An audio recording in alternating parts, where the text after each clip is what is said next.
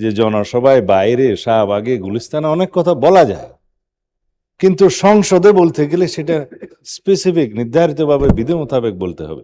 সহযোগিতায় যদি করতে চান আসুন, আবারও 68 বিধিতে আলোচনা হতে পারত, 62 বিধিতে আলোচনা হতে পারত, সেই প্রস্তাব তো দিলেন না। কারণ ওয়াকআউট যে করতে হবে পরিকল্পিতভাবে, সেই জন্য আমরা ধৈর্য সহকারে এতক্ষণ মাননীয় বিরোধী দলীয় নেতার বক্তব্য শুনেছি। অবশ্যই এটা কোন বিধিতে বলছেন আপনিই বলতে পারবেন। বিরোধী দলীয় নেতা দাঁড়িয়েছেন, সেই জন্য আপনি প্রুফ দিয়েছেন, বিধি টিধি আর জিজ্ঞেস করার প্রয়োজন হয়নি। বিরোধী দলীয় নেতার প্রেরোগেটিভ। ধন্যবাদ। সেটা আমি জানি মাননীয় স্পিকার। আবার জিজ্ঞেস করছেন যে না, এখন আন্ডার দি সান এনিথিং উনি বলে গেলেন আর কি, সবকিছু বিষয়ে। তা আমাদের এখন একটা অধিকার দাঁড়ায় এগুলোর একটু জবাব দেওয়ার, তা না হলে রেকর্ডে থাকবে না। উদ্দেশ্য ছিল প্রধানত এই আইন প্রণয়ন কর্মকাণ্ডে সহযোগিতা না করা, এই আইনগুলো পার্লামেন্টে আসুক, এই দাবি প্রথম সেশন থেকে তাদেরই ছিল। আমরা সময় নিয়েছিলাম, মানবাধিকার কমিশন আইনটা ইন্টারিম গভর্নমেন্টের সময় খুব তাড়াহুড়ো করে একটু ভুল ত্রুটি রেখে এই আইনটা কমিশন করেছেন, মানবাধিকার কমিশন। এবং আমরা কথা দিয়েছিলাম যে সবার সাথে আলোচনা করে দেশি বিদেশি সব stakeholder, diplomatic mission, rights bodies এবং ইউএনডিপি সহ সমাজের আমাদের যে হিউম্যান রাইটস বডিজ যেগুলো আছে আমার অর্গানাইজেশন, সবার সাথে কথা বলে সেমিনার সিম্পোজিয়াম করে তারপরে আমরা একটা সুন্দর ইন্টারন্যাশনাল স্ট্যান্ডার্ড এবং ম্যাচিং উইথ আওয়ার কালচার একটা আইন নিয়ে আসবো। সেটা আইনমন্ত্রী যথেষ্ট পরিশ্রম করে কয়েক মাস আমরা সবাই আলাপ আলোচনা করে একটা মানবাধিকার কমিশন আইন আজকে বিল আকারে নিয়ে এসছে। কিন্তু এই বিলের কপি যথেষ্ট আগে সবাইকে সরবরাহ করা হয়েছে।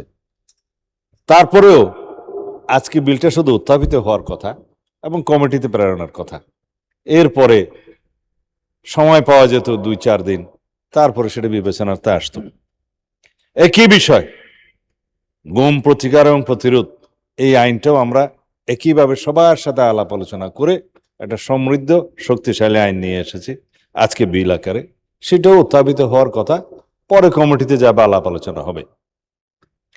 এইটা উসিলা হতে পারত যে এই কারণে আমরা এই বিলের উত্থাপনের বিরুদ্ধে আমরা ওয়াকআউট করলাম, যথেষ্ট সময় দেওয়া হয়নি। কিন্তু যে সমস্ত বিষয় এখানে বলা হলো, মাননীয় স্পিকার, বিরোধী দলীয় নেতার কি কোনো এখতিয়ার আছে রাষ্ট্রপতিকে চিঠি দিয়ে সংসদ আহ্বান করার জন্য? নাই। তিনি আপনার সাথে কথা বলেছেন, ইনফর্মালি বলতে পারেন, আপনি স্পিকারের দায়িত্বে ছিলেন। মাননীয় মহামান্য রাষ্ট্রপতির সাথে কথা বলেছেন, তিনি বললেন, চিঠি দিয়েছেন, বললেন জবাব পেলেন না। যেই চিঠির দেয়ার এখতিয়ারে নাই, সেই চিঠির জবাব কিভাবে দেয়া হবে? দ্বিতীয় হলো, যে আলোচনাটা তারা 1 সপ্তাহ আগে করতে চাইলেন, সেটা 1 সপ্তাহ পরে করলে এমন কিছু অসুবিধা হতো না। সেটা আজকে সংসদ শুরু হয়েছে। রাষ্ট্রের অনেক নির্বাহী বিভাগের অনেক কাজ থাকে। ইতিমধ্যে মহামান্য রাষ্ট্রপতির নির্বাচন অনুষ্ঠিত হয়েছে এবং শপথ গ্রহণ হয়েছে। অনেক রাষ্ট্রীয় ফাংশনস এগুলো করতে হয়েছে। তার ভিতরে তো সংসদ অধিবেশন ডাকার কোনো প্রস্তুতিই ছিল না। তারপরেও রিজনেবলি এগিয়ে নিয়ে এসে আজকে এই সংসদ আহ্বান করা হয়েছে। এটা একটা বাহানা হয়। আমি থাকলে এটাও অসংসদীয় বলতো।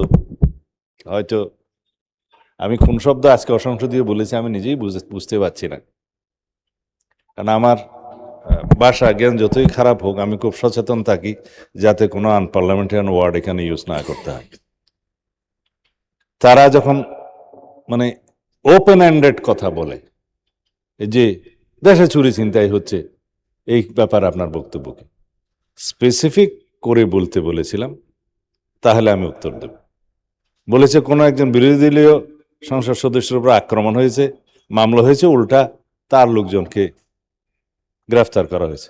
কোন সংসদ সদস্য, কোথায় আক্রমণ হয়েছে, কোথায় গ্রেপ্তার হয়েছে বললে আমি জবাব দিতে পারতাম। ওপেন এন্ডেড কথার তো কোনো জবাব হয় না। সেই জন্য আমি বলেছিলাম যে জনসভায়, বাইরে, শাহবাগে, গুলিস্তানে অনেক কথা বলা যায়, কিন্তু সংসদে বলতে গেলে সেটা স্পেসিফিক, নির্ধারিতভাবে বিধি মোতাবেক বলতে হবে। যাই হোক, আমি একটা স্টেটমেন্ট দিয়েছি বললেন, আমি আজকে কোনো স্টেটমেন্ট দেইনি। এগুলো ডাটা আমাদেরকে রেডি রাখতে হয়, আমরা প্রস্তুত হয়েই আসি, এবং সেরকম ডাটা প্রশ্নের উত্তরে জবাবে, সম্পূরক প্রশ্নের উত্তরে জবাবে আমরা বলেছি, কোনো বিবৃতি দেয়নি। তিনি বললেন আমি বিবৃতি দিয়েছি, বিরোধী দলীয় নেতা। তিনি এই সুযোগে গ্যাস, বিদ্যুৎ, তেল ইত্যাদির কথা বলে গেলেন। তো এইখানে গ্যাস, তেল, বিদ্যুতের জন্য তারা গত সেশনও সময় চেয়েছিলেন, সম্ভবত তার আগের সেশনে। এখানে মাননীয় প্রধানমন্ত্রী, বিরোধী দল, সরকারি দল মিলে ওনাদের প্রস্তাবে একটা কমিটি করে দিয়েছিলেন, আলোচনা হয়েছে। এখানে 1 ঘন্টা ধরে আলোচনা হয়েছে, সমস্যা সমাধানের জন্য তারা সহযোগিতা করবেন বলেছেন। কিন্তু বাইরে মাঠের বক্তৃতা তো অন্য। মাঠে এখন যে সমস্ত কর্মসূচি তারা দিয়েছে, সেই বক্তব্যের সাথে, সেই কর্মসূচির সাথে ভিতরের আলাপের তো কোনো মিল নেই।